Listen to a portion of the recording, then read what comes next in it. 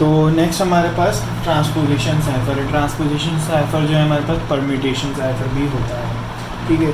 तो इसमें भी वही दो चीज़ें हैं, एक प्लेन टेक्स्ट एक की, but the main thing is कि इसमें जो की होती है वो हमारे पास डिजिट्स होते हैं, ठीक है। तो हम देखते हैं एग्जांपल हम ले लेते हैं plain text which is attack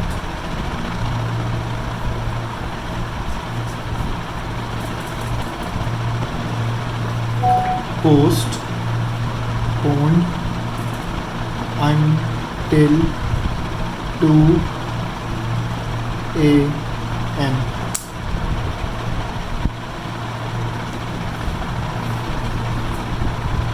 ठीक है, तो ये हमारा प्लेन टेक्स्ट है। अब हम एक की ले लेते हैं, द की इज़ 4 3 1 2 5 6 7। इसमें ये चीज़ होती है कि आपकी जो की होगी ना वो डिजिट्स होंगे और दूसरा कोई भी डिजिट रिपीट नहीं होगा, ठीक है। अब हम क्या करते हैं कि यही की जो है हमें इसमें एक मैट्रिक्स बनाना होता है। जिस तरह प्ले फेयर में हम मैट्रिक्स बनाते थे ना कि उसमें फ़िक्स्ड होता था कि मैट्रिक्स का साइज़ 5x5 ही होगा। इसमें ये फ़िक्स चीज़ नहीं है, जितनी की है आप उतने कॉलम्स रखोगे बेसिकली। तो हम मैट्रिक्स बनाने के लिए सबसे पहली रो जो है वो इन नंबर्स की या इन डिजिट्स की बना देंगे। तो 4 3 1 2 5 6 एंड 7, ठीक है। अब हम ये पूरा मैसेज इनके नीचे लिखते जाएंगे रो वाइज, मतलब यहाँ पे आके ख़त्म हो गया हम नीचे आ जाएंगे इस तरीके से।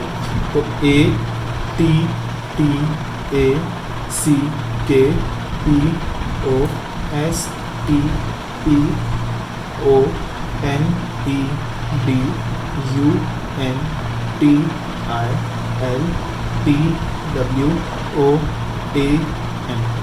अच्छा, इसमें ये नहीं होता कि रोज़ और कॉलम्स की जो तादाद है वो सेम हो, ये होता है कि जितने नंबर्स हैं उतने ही कॉलम बनेंगे, बट आपका मैट्रिक्स कंप्लीट होना चाहिए, उसमें कोई भी एंट्री खाली नहीं रह जानी चाहिए, जिस तरह यहाँ हो रहा है।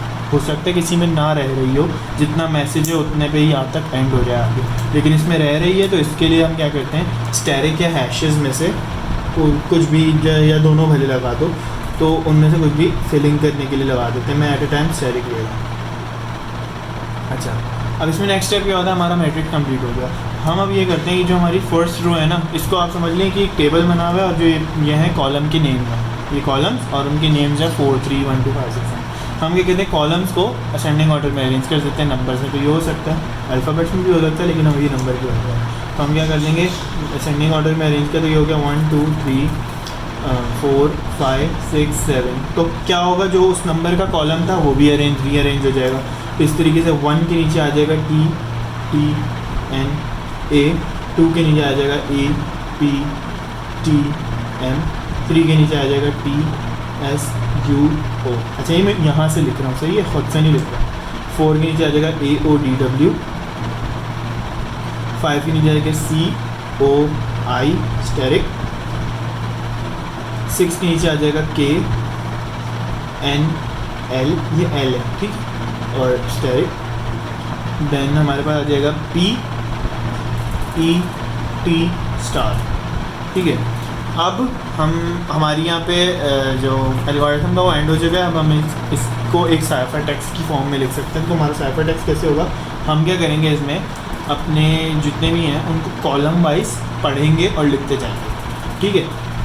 तो T T N A, मैंने क्या किया, जो 1 है उसके कॉलम की जितनी वैल्यूज़ थी उनको पढ़ा और लिखता गया, ठीक है। इस तरीके से फिर 2 की बारी आई तो A P T M, फिर 3 की बारी आई T S O D, फिर 4 की बारी आई W, ओ सॉरी ये है T S O D T S, गलती हो गई, T T N A A P T M T S U O था, मैंने D O लिख दिया, U O।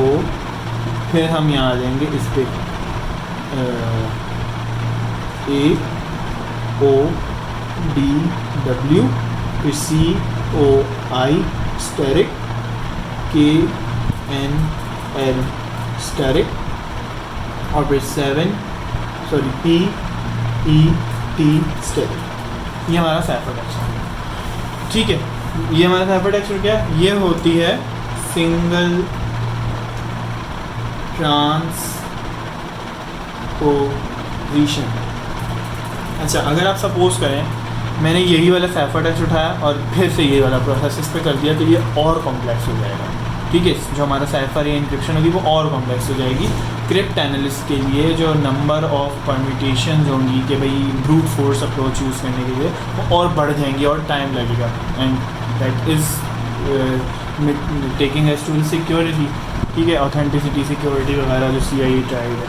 ठीक है, तो हम क्या कर सकते हैं कि ये कर सकते हैं, और हो सकता है पेपर में से सवाल आ जाए कि apply double transposition to this plain text.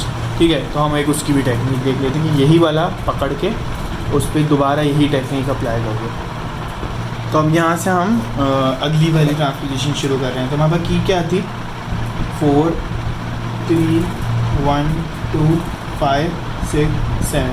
हम क्या कर रहे हैं, डबल वैल्यू ट्रांसपोजिशन कर रहे हैं।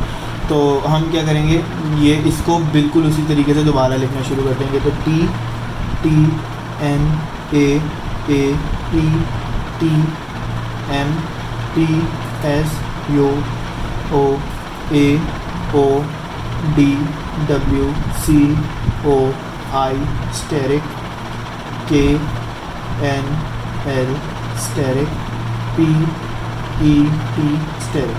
अच्छा, जब हम डबल करेंगे ना तो हमारे पास मैट्रिक्स कंप्लीट किया जाएगा। क्यों? क्योंकि हमने स्टेरिक तो पहले लगा लिए थे ना कंप्लीट करने के। ठीक है, अब नेक्स्ट स्टेप क्या होगा, इनको रीअरेंज करने का असेंडिंग ऑर्डर में। ठीक है, और इनकी वैल्यूज़ को भी, तो 1 की आ गई N S C स्टेरिक, 2 की आ गई A U O P, 3 की आ गई T T W L, 4 की आ गई T M D N, 5 की आ गई A O I E, 6 की आ गई P A asterisk T T U, फिर 7 की आ गई T O K स्टेरिक। अब फिर हम वही करेंगे, कॉलम वाइज पढ़ते जाएंगे और दोबारा जो दूसरा साइफर टेक्स्ट हमारा डबल बार हुआ है तो उसको लिखते जाएंगे N S C asterisk A U O P